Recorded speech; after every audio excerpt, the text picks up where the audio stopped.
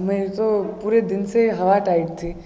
मैं ज़ोया की शूटिंग कर रही थी एंड पूरा दिन में हम लोग ट्रिविया गेम्स खेल रहे थे और ज़ोया एंड फरहान दोनों बहुत अच्छे हैं ट्रिविया पे।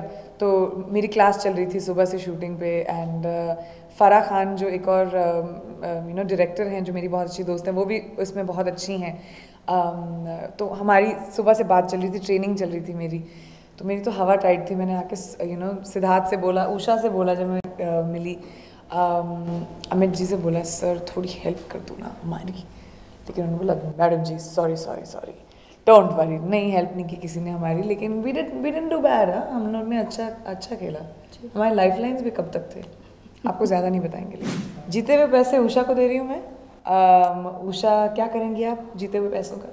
मैं रेड ब्रिगेड एकेडमी बनाना चाहती हूँ, जो कि उसमें सर्वाइवर्स जो पीड़ित लड़कियाँ हैं वो रह सकें और अपनी जो रेप और सेक्सुअल असॉल्ट सर्वाइवर्स जो जब भी लड़कियों के खिलाफ ऐसे कांड होते हैं, उनके अपने अपने रेड ब्रिगेड के बारे में थोड़ा सा बताओ ताकि लोग जानें। मेरी रेड ब्रिगेड ट्रस्ट है और red brigade trust sexual violence के खिलाफ काम करता है, जो लड़कियों को सेल्फ हेल्प और सेल्फ डिफेंस सिखाता है।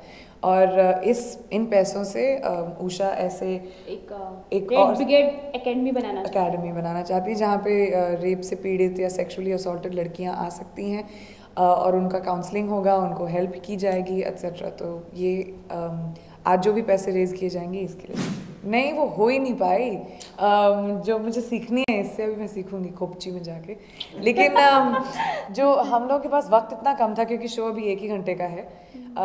लेकिन बच्चन साहब और मैंने काफ़ी डिशुम किया एक्चुअली, दैट वाज फन, है ना। मेरी कॉम मैं जो इस फिल्म में जो कैरेक्टर प्ले कर रही हूँ वो मेरी कॉम जो बॉक्सर हैं उनकी ज़िंदगी पे आधारित है और उसके लिए मुझे बॉक्सिंग सीखनी पड़ी। बॉक्सिंग एक स्पोर्ट है जिसको खेला जाता है, बहुत बड़े दर्जे पे खेला जाता है दुनिया भर में। लेकिन जो सेल्फ डिफेंस क्लासेस उषा सिखाती हैं उसमें अलग अलग ऐसे तरीके होते हैं लड़कियों के लिए, जहाँ पे देखिए बॉक्सिंग आपको डिफेंस नहीं सिखाएगा, बॉक्सिंग आपको एजिलिटी सिखाएगा, क्योंकि रियल ज़िंदगी में रूल्स नहीं होते, गियर नहीं होता, फाउल्स नहीं होते। रियल ज़िंदगी में कोई भी कुछ भी कर सकता है। तो इस रियल ज़िंदगी में लड़कियों को तैयार करने के लिए सेल्फ डिफेंस क्लासेस उषा सिखाती हैं एंड उनमें से मुझे थोड़े से मूव सीखने, जो अगर कोई आ रहा है, एक चॉप है जो उसने बताया था यहाँ पे आता है, अगर उस चॉप से मारो तो आप चक्कर खा के गिर जाएंगे, तो मुझे वो चॉप सीखनी है। बहुत ही दिलचस्प एड्स थे, वो देख के ही रोना आता है, क्योंकि अलग अलग लैंग्वेजेस के बारे में था, अलग अलग स्टेट्स के बारे में था, तो वो देख के बहुत ही अच्छा लगा कि सडनली एक कनेक्ट हुआ।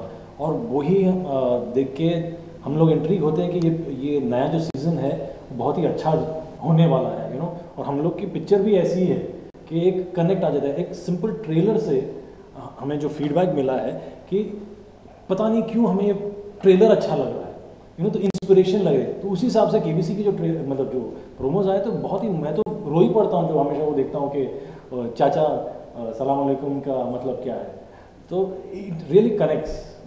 फर्स्ट टाइम डायरेक्टर हूँ, तो डेब्यूट डायरेक्टर को बहुत ही मतलब मुझे एक बहुत ही अच्छा चांस मिला है लाइफ में ये पिक्चर प्रेजेंट करने का। उसी तरह के जैसे छोटा सा कॉन्टेस्ट रखा है जिसमें अब आप अपनी छोटी छोटी फिल्में भेजें, और क्या पता मेरे जैसे मतलब जैसे मेरी किस्मत चमकी आपकी भी चमक जाएगी।